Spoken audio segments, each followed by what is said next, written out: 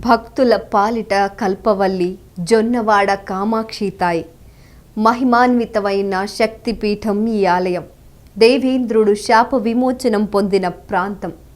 అశ్వత్థామ కుష్టు వ్యాధిని నివారించుకున్న ప్రాంతం. ఆదిశంకరులచే పూజలందుకున్న పునీతమైన దివ్యస్థలం. దుర్వాసమునికి గర్వభంగం జరిగిన పుణ్యక్షేత్రం. ఋషులు, యోగులు, దేవాది దేవతలు నిత్యం అదృశ్య రూపంలో శ్రీ కామాక్షి తాయి అమ్మవారిని దర్శించుకునే ఈ శక్తి నివాసం ప్రత్యేకతను ఇప్పుడు చూద్దాం.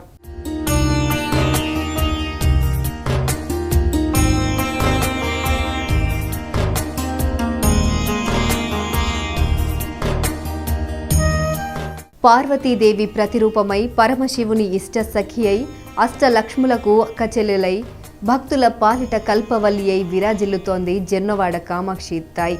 శ్రీ పొట్టి శ్రీరాములు నెల్లూరు జిల్లా బుచ్చిరెడ్డిపాలెం మండలం జొన్నవాడ గ్రామంలో పవిత్ర పెన్నా నది తీరాన కొలువై శరణుజొచ్చిన వారి కోర్కెలు తీర్చుతూ భక్తుల కొంగు బంగారంగా విరాజిల్లుతోంది.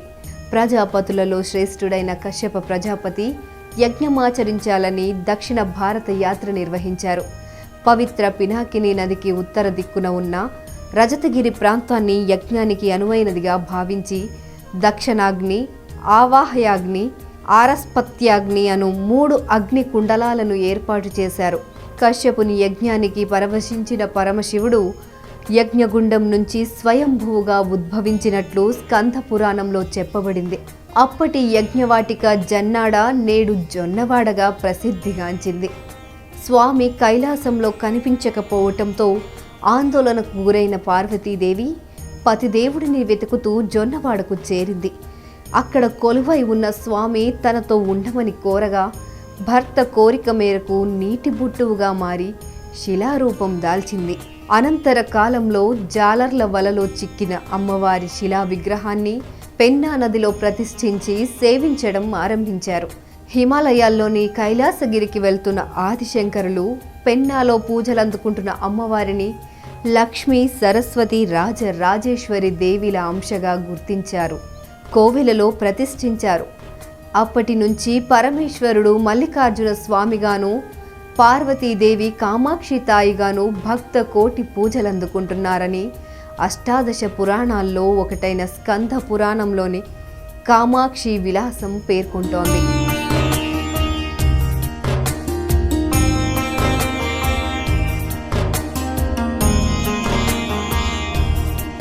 వేల సంవత్సరాల నుంచి, యుగాల నుంచి భక్తులకు కొంగు బంగారంగా ఉన్న శ్రీ మల్లికార్జున సమేత కామాక్షితాయి ఆలయంలో ఈ పూజలు, యజ్ఞాలు, యాగాలు, కళ్యాణాలు, అమ్మవారి యొక్క విశిష్టత, మనకు ఉన్నటువంటి అందుబాటులో ఉన్నటువంటి మన ప్రధాన అర్చకులు దాని యొక్క ప్రాశస్యాన్ని, అమ్మవారి యొక్క విశిష్టతని, పూజల యొక్క ముఖ్య విషయాన్ని మనకు వివరిస్తారు. శ్రీ మల్లికార్జున స్వామి కామాక్షితాయి దేవస్థానము జొన్నవాడ ని ఆస్థాన పురోహితుని శ్రీదర్శనం. ఇక్కడ శ్రీ మల్లికార్జున స్వామి కామాక్షితాయి అనేటువంటి ఆలయము. కామము అంటే కోరిక, అక్షి అంటే తల్లి, కామాక్షి తాయి అంటే తల్లి. కామాక్షి తాయిగా పేరు నానుడిలో ఉంది. ఇక్కడ యజ్ఞం చేసినటువంటి బ్రహ్మ ఈమెకి కామాక్షి తాయి అని నామకరణం చేశాడు. ఇక్కడ నిత్యోత్సవం, మాసోత్సవం, పక్షోత్సవము, సంవత్సరోత్సవం జరుగుతుంది. ఇక్కడ వైశాఖ బహుళ త్రయోదశి, చతుర్దశి అమావాస్యలో త్రయోదశి నాడు నందిసేవ, చతుర్దశి నాడు రథోత్సవము, అమావాస్య రోజు కళ్యాణోత్సవం జరుగుతుంది. ఇక్కడ ఈ మొదటి రోజు అయినటువంటి అంకురారోపణ తర్వాత రెండో రోజు ధ్వజావరోహణము అనేది జరుగుతుంది. ఈ ధ్వజారోహణంలో ఈ పిల్లలు లేనటువంటి వాళ్ళందరూ కూడా వచ్చి ధ్వజప్రసాదం స్వీకరించి 20 సంవత్సరాలు 30 సంవత్సరాలు కూడా పిల్లలు లేనటువంటి వాళ్ళందరికీ కూడా సంతానం కలిగి చాలామంది సుఖ సంతోషాలుగా ఉంటారు. ఇక్కడ జరిగేటువంటి శ్రీచక్రార్చన అమ్మవారికి జరుగుతుంది. ఈ శ్రీచక్రార్చన జరిగితే అమ్మవారికి ఎవరికైతే ఏ బాధల్లో ఉంటారో ఆ బాధల నుంచి అందరూ కూడా విముక్తి పొందుతారు. అట్లే స్వామివారికి మహన్యాసపూర్వక ఏకాదశి రుద్రవారాభిషేకం చేస్తారు. ఇక్కడ స్వామి స్వయంభూగా ఉద్భవించాడు. ఇక్కడ అభిషేకం చేస్తే త్వగస్తిగత ఎముకలు చేసుకున్నటువంటి పాపం కూడా పోతుంది. మరియు ఇక్కడ శ్రావణ మాసంలో ప్రతిరోజు కూడా నిత్య కళ్యాణం జరుగుతుంది. శ్రావణ మాసంలో 2వ వారం శ్రావణ శుక్రవారం రోజు వరలక్ష్మి వ్రతాన్ని కూడా చేస్తారు. ఇదందరి సామూహికంగా ఈ వరలక్ష్మి వ్రతం చేస్తారు. ఈ బ్రహ్మోత్సవాల్లో ఇక్కడ బ్రహ్మోత్సవాలు చేస్తారు. ఈ బ్రహ్మచేత జరిపేటువంటి ఈ బ్రహ్మోత్సవాల్లో ఎక్కడ నలుమూలల నుండి అనేక మంది భక్తులు వచ్చి ఈ కళ్యాణోత్సవం తిలకిస్తారు. ఇక్కడ ప్రతిరోజు కూడా అభిషేకము, నవావరణ, శ్రీచక్రార్చన మరియు అనేక పూజలు జరుగుతుంటాయి. ఇక్కడ అమ్మవారి ఆలయంలో నిద్ర చేయడం ప్రాముఖ్యత. అమ్మవారు కల్లో కనిపించి ఎవరి బాధల్లో ఉంటే వాళ్ళకి ఆ బాధల నుండి తీరుస్తుంటుంది.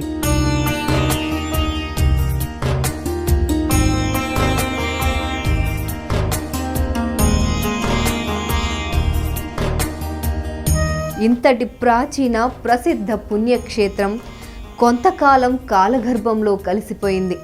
దుర్వాసముని శాపానికి నది పొంగి ఆలయం నీట మునిగింది. కొంతకాలానికి పశువుల కాపరికి వింత కాంతిలో శివలింగం దర్శనమిచ్చింది. శివలింగం ప్రతిష్టాపన జరిగిన మరికొంత కాలానికి పెస్తవారు విసిరిన వలలో అమ్మవారి విగ్రహం లభించింది. దీంతో శివలింగం పక్కనే అమ్మవారి విగ్రహం ఉంచి మాంసాహారాన్ని నైవేద్యంగా పెట్టి పూజలు చేసేవారు బెస్తవాళ్ళు.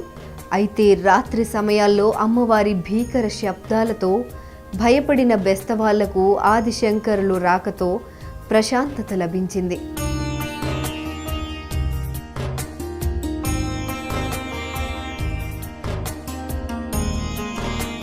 Welcome to Suvarna Media. Chandrasekhar, correspondent, Nellore. పావని పినాకిని నది తీరాన వేల్సి ఉన్న శ్రీ మల్లికార్జున సమేత కామాక్షి తాయి ఆలయం ఎంతో ప్రాశస్త్యం కలిగింది, ఎంతో పురాతనమైనది. ఈ ఆలయంలో ఆదిశంకరాచార్యులు అడుగుడిన ప్రాంతం.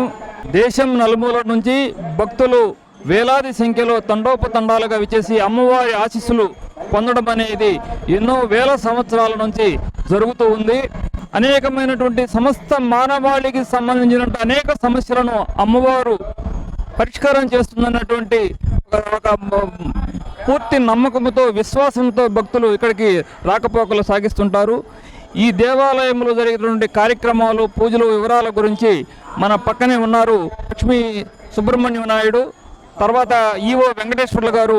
వారు పూర్తిగా మనకు వివరాలు అందిస్తారు. నెల్లూరు జిల్లా బుచ్చిరెడ్డిపాళెం మండలం దొన్నవాడ పుణ్యక్షేత్రం శ్రీ మల్లికార్జున స్వామి కామాక్షి అమ్మవారి దేవస్థానం నందు శ్రావణ మాసం ఆరంభం సందర్భంగా ఈరోజు శ్రావణ శుక్రవారం కాబట్టి భక్తులందరూ కూడా అధిక సంఖ్యలో పాలు పంచుకోవడం, ఉదయం నుంచి కూడా వేలాది మంది భక్తులు స్వామి అమ్మవారిని దర్శించుకోవడం, అలాగే రుద్రాభిషేకం, మహాన్యాస కార్యక్రమాలు, అమ్మవారికి నవావరణ పూజ, అభిషేక కార్యక్రమాలు, హోమ కార్యక్రమం, అలాగే 11 గంటలకి కళ్యాణోత్సవం అత్యంత వైభవంగా జరుగుతున్నవి.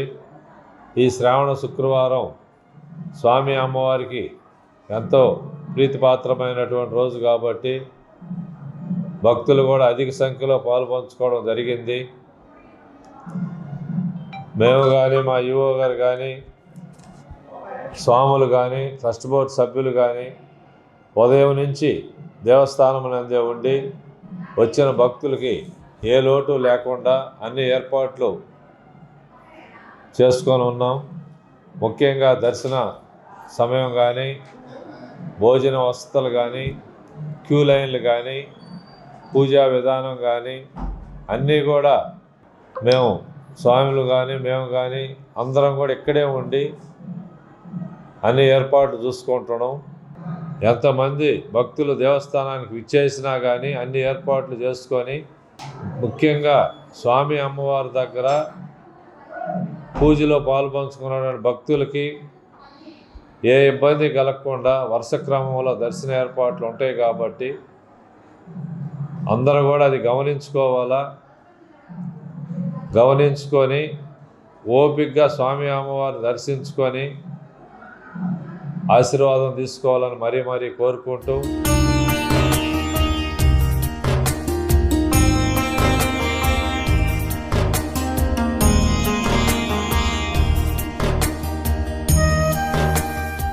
అప్పటి నుంచి మాంసాహార నైవేద్యాన్ని నిషేధించి వైదిక పద్ధతిలో పూజలు జరిపారాయన. నాటి నుంచి అమ్మవారు శాంత స్వభావురాలయ్యారు. భక్తుల చీడ పీడలను తొలగిస్తూ వారి కోరికలను తీరుస్తూ స్వప్న దర్శనమిస్తూ భక్తుల కొంగు బంగారంగా విరాజిల్లుతున్నారు శ్రీ మల్లికార్జున స్వామి, కామాక్షి తాయి అమ్మవార్లు.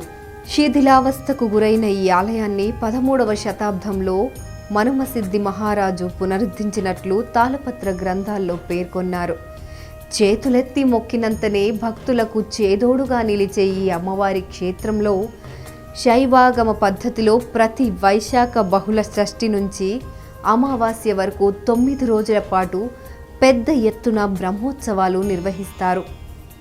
శ్రావణ మాసంలో శ్రీ కామాక్షి తాయి అమ్మవారికి కళ్యాణోత్సవాలు, నవావరణ పూజలు, 1,00,000 కుంకుమార్చన పూజలు, 1,00,000 కుంకుమార్చన పూజలు ఎంతో వైభవంగా నిర్వహిస్తారు. ఈ క్షేత్రంలో భక్తులు పినాకిని నదిలో స్నానమాచరించి రాత్రిపూట నిద్ర చేస్తారు. నిద్ర చేసే భక్తులకు అమ్మవారు స్వప్న దర్శనమిస్తారన్న ప్రగాఢ విశ్వాసం భక్తజనంలో ఉంది. ఇలాంటి మహిమాన్విత క్షేత్రానికి దేశ నలుమూలల నుంచి పెద్ద ఎత్తున భక్తులు తరలివస్తుంటారు.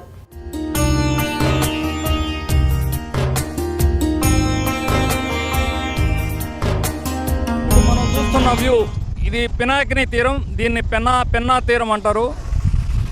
ఇది ఎన్నో యుగాల నుంచి మనకు నెల్లూరు జిల్లా మీదుగా పారుతున్నటువంటి పినాకిని నది. ఇది ఇక్కడ కశ్యప ముని అనే ఒక మహర్షి యజ్ఞం చేశారు. అక్కడ అటు చూసినట్లయితే నరసింహకొండ, అటు చూసినట్లయితే రంగనాయకుల స్వామి టెంపుల్ ఉంటుంది.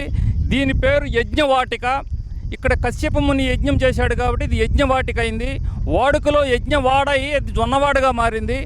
ఇక్కడ అమ్మవారు కామాక్షి తాయిగా, భక్తులు కల్పవల్లిగా ఇక్కడ కొంగు బంగారమై నెల్లూరు జిల్లానే కాకుండా రాష్ట్ర వ్యాప్తంగా కూడా భక్తుల హృదయాల్లో ఆమె ఇక్కడ పూజలు అందుకుంటూ అందరికీ అనుగ్రహాన్ని ఇస్తూ ఉంది. భక్తులు అమ్మవారికి రాత్రిపూట నిద్ర చేస్తే అమ్మవారి స్వప్న సందర్శనం ఇచ్చి వాళ్ళ గ్రహ బాధలని, కుటుంబ సమస్యలని, రుణ బాధలని, అనేక అనారోగ్య సమస్యలను పరిష్కారం చేస్తున్న యొక్క నమ్మకం భక్తుల విశ్వాసాల్లో ఉంది.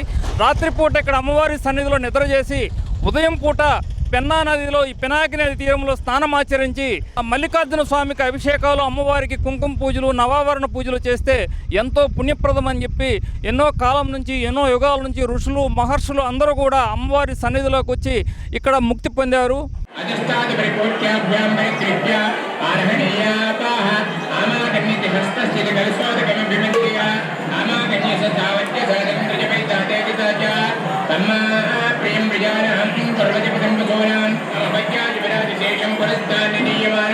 సముద్రం వైద్యభిమంత్రయేత సముద్రం వక్రహిణోమి స్వామ్యానుభవిష్యతి చిత్రప్రియ భూయాసు మాపరాసేకమత్వయ అత్ర వాసో గవాధికం